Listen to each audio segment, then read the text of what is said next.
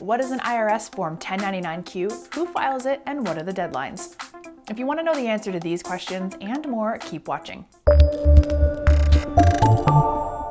eForms is the world's largest online database of official legal forms, and we're here to help simplify your tax forms. Head to the link in the description below to get your own 1099-Q. In this video, we'll cover who receives a 1099-Q, the different tuition programs, qualified education expenses, deadlines, and more. Let's start at the beginning. What is IRS Form 1099-Q? This form is a tax document sent to individuals who receive distributions from a qualified education program. They allow designated funds to grow tax-exempt as long as they're used for education expenses.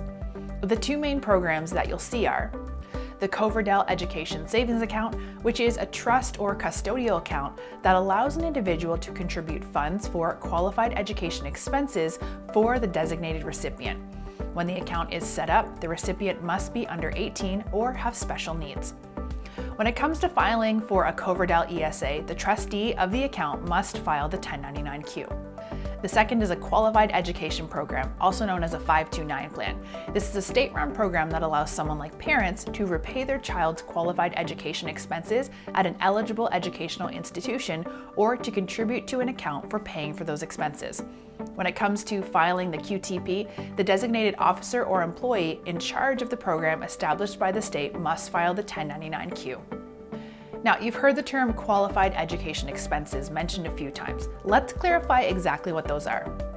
Education expenses that would qualify include tuition and fees for college, university, vocational, trade school, elementary or secondary school books, supplies, and equipment, computer and equipment software, special needs services, and room and board for students enrolled at least half-time.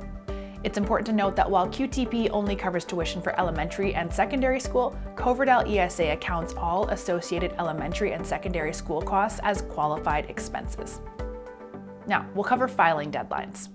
The 1099-Q must be submitted to the IRS by February 28, 2024 if filing by paper, and by March 31st if filing electronically. A copy of the document must be sent to the recipient by January 31st, 2024. Before we wrap up, let's cover a couple frequently asked questions. Do I need to report the information on a 1099-Q? You only need to report the information on a 1099-Q if you are the recipient of the distribution and any amount that was used for purposes outside of qualified education expenses. Does the parent or the student report the 1099-Q?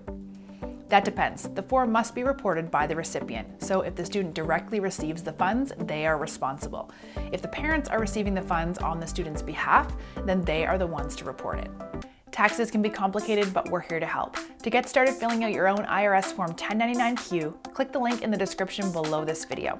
There, you'll find a detailed breakdown on the form, the steps to filing, and an official form to use. eForms, your go-to source for simplifying business, immigration, taxes, and more. Thanks for watching, and don't forget to subscribe for more helpful videos.